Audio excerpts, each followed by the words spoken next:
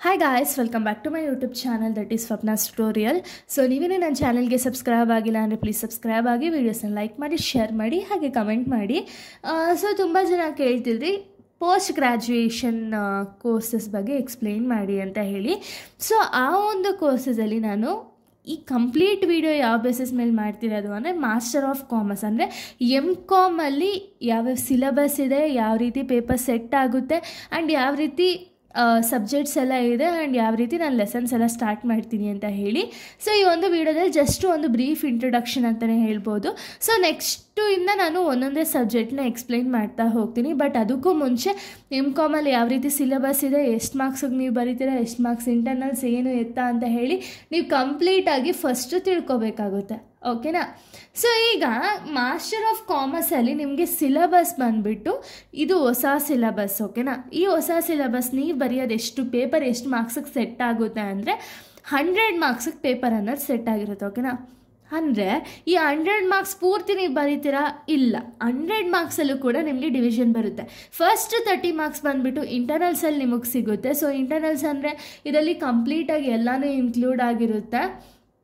ಅಂದರೆ ಈಗ ಎಕ್ಸಾಂಪಲ್ ಯಾವುದೇ ಒಂದು ಪ್ರಾಜೆಕ್ಟ್ಸ್ ಆಗಿರ್ಬೋದು ಅಥವಾ ನೀವೊಂದು ಏನು ಎಕ್ಸ್ಪ್ಲೇನ್ಸ್ ಮಾಡ್ತೀರಲ್ಲ ಆ ಒಂದು ಎಕ್ಸ್ಪ್ಲನೇಷನ್ ಆಗಿರ್ಬೋದು. ಓಕೆನಾ.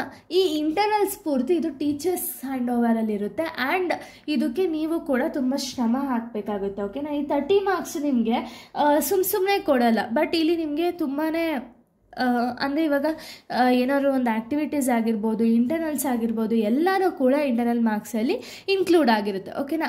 ಇನ್ನು 70 ಮಾರ್ಕ್ಸ್ ಬಂದುಬಿಟ್ಟು ಥಿಯರಿ ಎಕ್ಸಾಮು. ಸೊ ಇಲ್ಲಿ ನೀವು ಪ್ರಾಕ್ಟಿಕಲ್ ಎಕ್ಸಾಮನ್ನು ಬರೀತೀರ. ಎಕ್ಸಾಮ್ ಬರೆದು ನಿಮ್ಗೆ ಯಾವ ಮಾರ್ಕ್ಸ್ ಬರುತ್ತೋ ಆ ಬೇಸಿಸ್ ಮೇಲೆ ನಿಮಗೆ ಥಿಯರಿ ಎಕ್ಸಾಮ್ ಮಾರ್ಕ್ಸ್ ಅನ್ನೋದು ಕ್ಯಾಲ್ಕುಲೇಟ್ ಅಥವಾ ಕೌಂಟ್ ಆಗ್ತಾ ಹೋಗುತ್ತೆ. ಓಕೆನಾ. ಸೊ ಇವಾಗ ಸಿಲೆಬಸ್ ನಾವು ನೋಡೋಕ್ಕಿಂತ ಮುಂಚೆ ಪೇಪರ್ ಯಾವ ರೀತಿ ಇರುತ್ತೆ ಅಂದರೆ ಕ್ವಶನ್ ಪೇಪರ್ ಪ್ಯಾಟ್ರನ್ ಯಾವ ರೀತಿ ಇರುತ್ತೆ ಅಂತ ಹೇಳಿ ನಾವು ಫಸ್ಟ್ ತಿಳ್ಕೊಳ್ಳೋಣ. ಓಕೆನಾ. ಸೊ ಈ ಕ್ವಶನ್ ಪೇಪರ್ ಪ್ಯಾಟ್ರನಲ್ಲಿ ನಿಮಗೆ 4 ಸೆಕ್ಷನ್ಸ್ ಇನ್ಕ್ಲೂಡ್ ಆಗಿರುತ್ತೆ.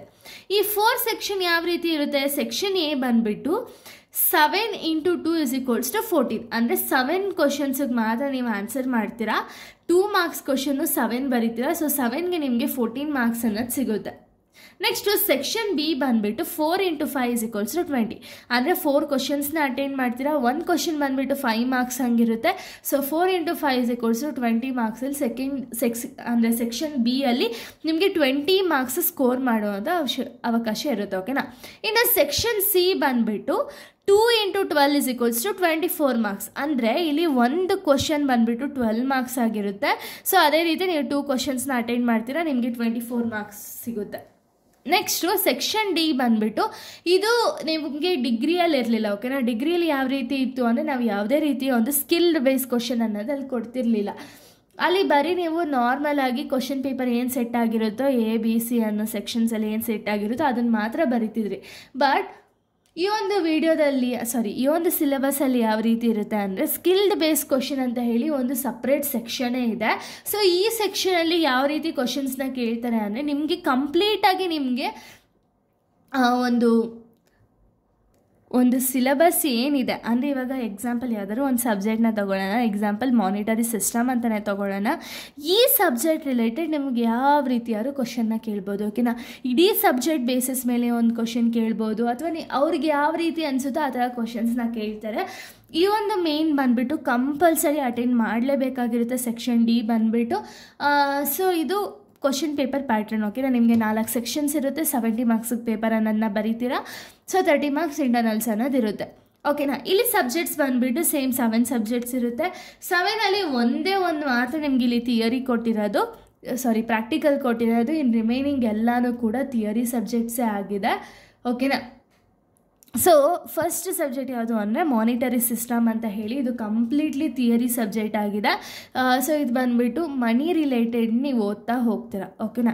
ನೆಕ್ಸ್ಟು ಇಂಟರ್ನ್ಯಾಷನಲ್ ಬಿಸ್ನೆಸ್ ಎನ್ವಿರಾನ್ಮೆಂಟ್ ಅಂತ ಹೇಳಿ ಇದರಲ್ಲಿ ಥಿಯರಿ ಇದೆ. ಬಟ್ ಇದರಲ್ಲಿ 2 ಕಾನ್ಸೆಪ್ಟ್ಸ್ ಮಾತ್ರ ಪ್ರಾಕ್ಟಿಕಲ್ ಇದೆ.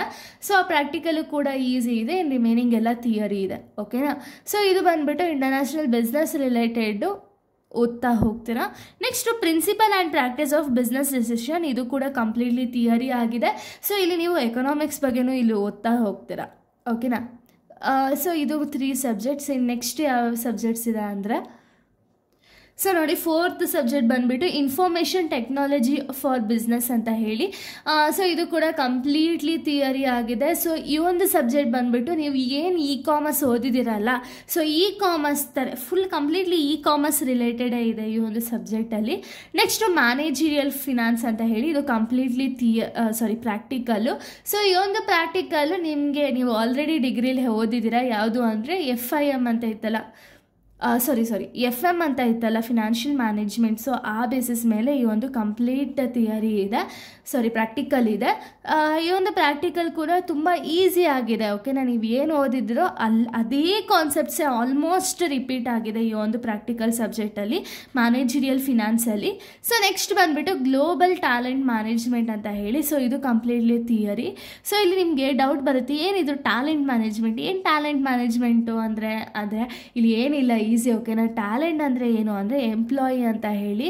So employee related, complete employee related ಈ ಒಂದು ವಿಡಿಯೋ ಅಂದರೆ ಈ ಒಂದು ಸಬ್ಜೆಕ್ಟಲ್ಲಿ ಇದೆ. ಓಕೆನಾ. ಸೊ ಇದು global talent management. Next last subject ಬಂದುಬಿಟ್ಟು ಸಾಫ್ಟ್ ಕೋರ್ ಅಂತ ಹೇಳಿ, ಇದು ಕಾರ್ಪೊರೇಟ್ ಕಮ್ಯುನಿಕೇಷನ್ ಸ್ಕಿಲ್ ಅಂತ ಹೇಳಿ, ಇದು ಕೂಡ ಥಿಯರಿ. ಇದು ನಿಮಗೆ ಬರೀ ಕಮ್ಯುನಿಕೇಷನ್ ರಿಲೇಟೆಡೇ ಇದೆ. ಓಕೆನಾ. ಸೊ ಕಮ್ಯುನಿಕೇಷನ್ ಟೈಪ್ಸ್ ಆಗಿರ್ಬೋದು, ಫೀಚರ್ಸ್, ಪ್ರತಿಯೊಂದು ಕೂಡ ಕಮ್ಯುನಿಕೇಷನ್ ರಿಲೇಟೆಡೇ ಇದೆ. ಇದು ಕೂಡ ತುಂಬ ಈಸಿ ಆಗಿದೆ ಈ ಒಂದು ಸಬ್ಜೆಕ್ಟು ಕೂಡ. ಸೊ ಇಷ್ಟು ನಿಮ್ಮ ಒಂದು ಸಿಲೆಬಸ್ ಆಗಿದೆ. ಸೊ ನೆಕ್ಸ್ಟು ವಿಡಿಯೋದಿಂದ ನಾನು ಹೇಳ್ತಾ ಹೋಗ್ತೀನಿ ಯಾವುದೆಲ್ಲ ಚಾಪ್ಟರ್ಸ್. ಫಸ್ಟ್ ನಾನು ಮ್ಯಾನೇಜರಿಯಲ್ ಫಿನಾನ್ಸ್ನ ಸ್ಟಾರ್ಟ್ ಮಾಡಿಬಿಡ್ತೀನಿ. ಸೊ ಈ ಮ್ಯಾನೇಜರಿಯಲ್ ಫಿನಾನ್ಸ್ ರಿಲೇಟೆಡ್ ಕಂಪ್ಲೀಟ್ ವೀಡಿಯೋಸ್ನ ನೆಕ್ಸ್ಟಿಂದ ಅಪ್ಲೋಡ್ ಮಾಡ್ತಾ ಹೋಗ್ತೀನಿ. ಸೊ ಇನ್ನೊಂದು ಹೇಳಬೇಕು ಅಂದರೆ, ಪ್ರತಿಯೊಂದು ಸಬ್ಜೆಕ್ಟಲ್ಲೂ ಕೂಡ 5 ಚಾಪ್ಟರ್ಸ್ ಅನ್ನೋದಿದೆ. ಓಕೆನಾ. ಸೊ ಈ 5 ಚಾಪ್ಟರ್ಸು ಕೂಡ ತುಂಬ ಇಂಪಾರ್ಟೆಂಟ್ ಆಗುತ್ತೆ. ಸೊ ಇದು ಕಂಪ್ಲೀಟ್ಲಿ MCOM ಸಿಲೆಬಸ್ಸು. ಸೊ ನೀವು ಕಮೆಂಟ್ ಮಾಡಿ MBAನೂ ನಿಮಗೆ ಬೇಕಾ ಅಂತ ಹೇಳಿ. ಸೊ MBA ಸಿಲೆಬಸ್ ಬೇಕು ಅಂದರೆ ನಿಮಗೆ ಎಕ್ಸಾಮ್ ಟೈಮಲ್ಲಿ ಹೇಳೋಕ್ಕೆ ಹೋಗಬೇಡಿ, ಬಟ್ ನನಗೆ ಇನ್ನೂ ಮುಂಚೆನೇ ಕಮೆಂಟ್ ಮಾಡಿ. ಸೊ ಅದರಿಂದ ಏನಾಗುತ್ತೆ ಅಂದರೆ ನನಗೂ ಸ್ವಲ್ಪ ಬೇಗನೆ ಪ್ರಿಪೇರ್ ಆಗಿ ನಿಮಗೆ ಟೀಚ್ ಮಾಡೋದಕ್ಕೆ ಸರಿ ಹೋಗುತ್ತೆ. ಸೊ ಅದಕ್ಕೆ ಇಷ್ಟು ಕೂಡ ಒಂದು ಸಿಲೆಬಸ್ ಆಗಿದೆ. ಯಾವ ಸಬ್ಜೆಕ್ಟ್ಸ್ ಆಗಿರ್ಬೋದು, ಯಾವ ರೀತಿ ಕ್ವಶನ್ ಪೇಪರ್ ಪ್ಯಾಟ್ರನ್ ಆಗಿರ್ಬೋದು, ಇದರಲ್ಲಿ ಹೇಳಿದ್ದೀನಿ. ಸೊ ನೆಕ್ಸ್ಟ್ ವೀಡಿಯೋದಲ್ಲಿ ನಾನು ನೆಕ್ಸ್ಟು ಸಬ್ಜೆಕ್ಟ್ಸ್ ರಿಲೇಟೆಡ್ ಒಂದೊಂದೇ ಚಾಪ್ಟರ್ನ ಎಕ್ಸ್ಪ್ಲೈನ್ ಮಾಡ್ತಾ ಹೋಗ್ತೀನಿ. So thank you guys, thanks for watching.